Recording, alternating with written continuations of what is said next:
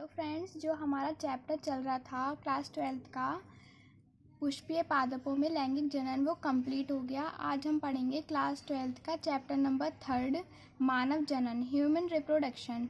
जो हमने chapter number 1 पढ़ा था, अगर आप ये वीडियो पहली बार देख रहे हो तो मैंने एक चैप्टर की वीडियो डाल रखी है, जीवों में जनन। उसकी लिंक आपको डिस्क्रिप्शन बॉक्स में मिल जाएगी।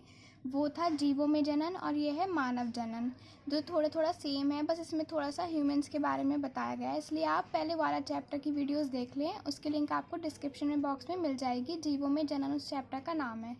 तो ये चैप्टर 3 पढ़ेंगे आज हम, मानव जनन, ह्यूमन रिप्रोडक्शन। तो हमें ह्यूमन रिप्रोडक्शन पढ़ने के लिए सबसे पहले पढ़ना होगा कि रिप्रोडक्शन क्या होता है, जिसे बोलते हैं जनन, रिप्रोडक्शन। ठीक है, तो पहले मैं डेफिनेशन से समझाती हूँ। सभी पौधों और जंतुओं में अपनी संख्या को बढ़ाने के लिए, मतलब जितने भी प्लांट्स होते हैं और जंतु, हम भी आते हैं जंतु में, ह्यूमन बीइंग्स अपनी संख्या को बढ़ाने के लिए तथा अपने वंश की परंपरा बनाए रखने के लिए अपनी ही जैसी संतानें को उत्पन्न करने की क्षमता होती है। जैसे हम ये हैं कि हमारे पेरेंट्स ने हमें पैदा जन्म दिया है और ऐसी जनरेशन चलती रहेगी आगे से आगे तक, तो किसके द्वारा संभव है? जनन के द्वारा ही संभव है। ठीक है, जिसे हम क्या बोलते हैं? जनन क्षमता कहते हैं। मतलब अपनी ही जैसी संतान को जन्म देना या फिर वंश की परंपरा बनाए रखना, मतलब जनरेशन चलती रहती है। हमारे बाबा जी थे, फिर मदर फादर, फिर हम, ऐसे आगे जनरेशन चलती रहेंगी। तो ये किसके द्वारा संभव है? रिप्रोडक्शन के द्वारा। और अगर मेन डेफिनेशन इसकी ये है जो अंडरलाइन कर रखी है मैंने, कि जंतु व जीवों में पाए जाने वाली वह क्षमता जिसके कारण वे अपनी जैसी संतानें उत्पन्न करते हैं, इस क्षमता को जनन क्षमता कहते हैं। अगर डेफिनेशन 1 नंबर में आई है तो आप ये वाली लिख के आओगे जो इन्वर्टेड कॉमास में है, वरना वैसे ही ये भी लिख सकते हो ऊपर वाली, जो आपको इजी लगे आप वो याद कर लेना।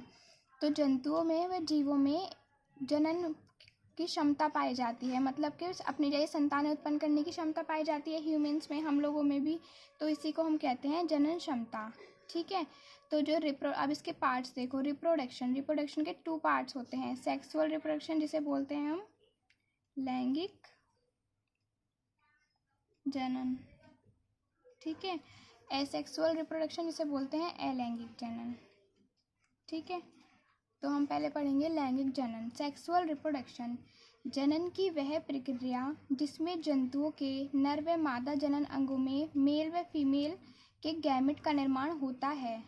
अब देखो, जो सेक्सुअल रिप्रोडक्शन होता है, इसमें हमारा देखो, ये हमारा मेल है, ये फीमेल।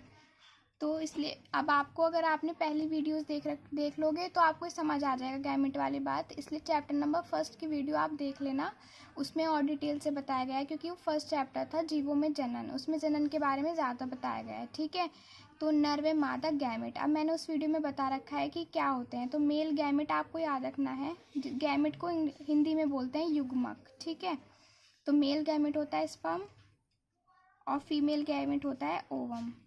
स्पर्म को बोलते हैं हिंदी में शुक्राणु और इसे अंडाणु बोलते हैं।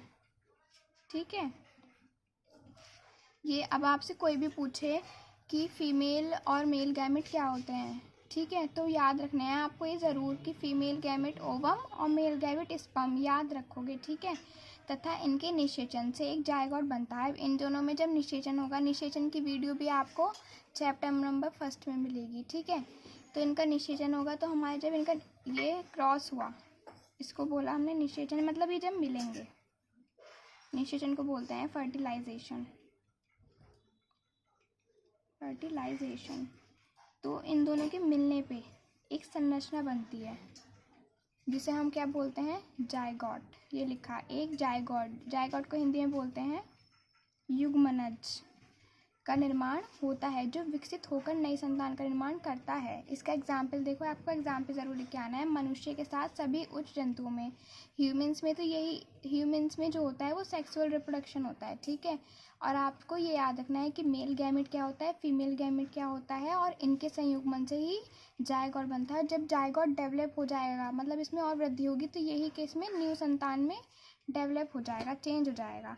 ठीक है, और आपको ये जो अच्छी तरह से तब समझ आ जाएगा। आपको निषेचन की वीडियो भी चैप्टर नंबर 1 में पढ़ी है, आप देख लेना। ठीक है, अब पढ़ते हैं हम एसेक्सुअल रिप्रोडक्शन। कुछ निम्न श्रेणी के जंतु में उनकी शारीरिक संरचना के द्वारा या शरीर के कुछ भागों के द्वारा नए शरीर का निर्माण हो जाता है। जो हमारा एसेक्सुअल रिप्रोडक्शन होता है वह ह्यूमन्स में मतलब मनुष्य में नहीं होता है। वह कुछ निम्न श्रेणी मतलब बहुत ही लो कास्ट समझ लीजिए जंतुओं में उनकी शारीरिक संरचना या शरीर के कुछ भागों के द्वारा नए शरीर का निर्माण हो जाता है। अब आप देखो एसेक्सुअल रिप्रोडक्शन की खूब सारी विधियां हैं जो मैंने चैप्टर नंबर 1 में करा रखी हैं। उसकी लिंक आपको डिस्क्रिप्शन बॉक्स में मिल जाएगी, ठीक है। तो आपको उसकी लिंक भी डिस्क्रिप्शन बॉक्स में मिल जाएगी। तो कुछ निम्न श्रेणी के जंतु जो होते हैं उनकी शारीरिक संरचना मीन्स उनकी जैसे शारीरिक संरचना होगी आप एसेक्सुअल रिप्रोडक्शन की विधियाँ देखोगे तो काफ़ी सारी विधियाँ हैं।